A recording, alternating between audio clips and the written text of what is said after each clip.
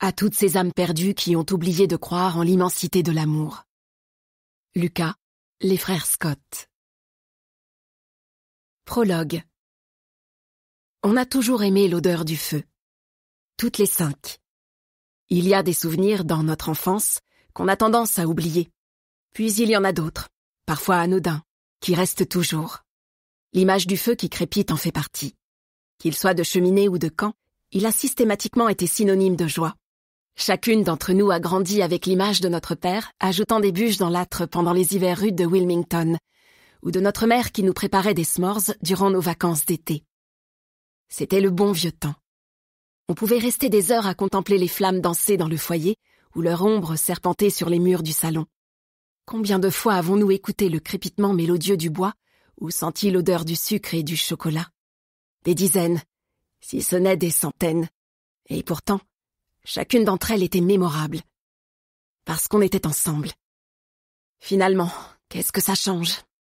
Tous les bons souvenirs de la terre n'ont pas empêché notre maison de brûler aujourd'hui. Et ce sont bien eux qui s'envolent les premiers avec les flammes qui nous aveuglent. Des bourrasques de vent violents les malmènent tandis qu'elles s'élèvent sur la façade qui nous a autrefois servi de rempart contre le reste du monde.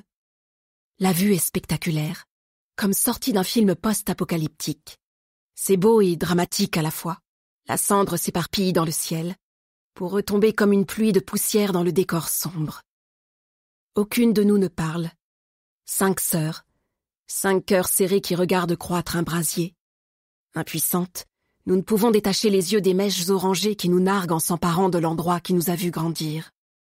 Difficile de savoir combien de temps nous restons là, hypnotisés par le désastre, entourés de nos proches et de nos invités à l'expression abasourdie, insensibles aux cris des voisins qui ont quitté la chaleur de leur foyer, alertés par le vacarme, jusqu'à ce que les 4 zéros apparaissent sur tous les téléphones portables, preuve que le temps ne s'arrête jamais, même face au malheur des gens.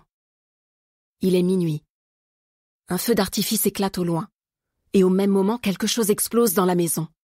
L'une d'entre nous lâche un rire nerveux avant de s'exclamer, une coupe de champagne tendue dans les airs. « Et bonne année, hein !»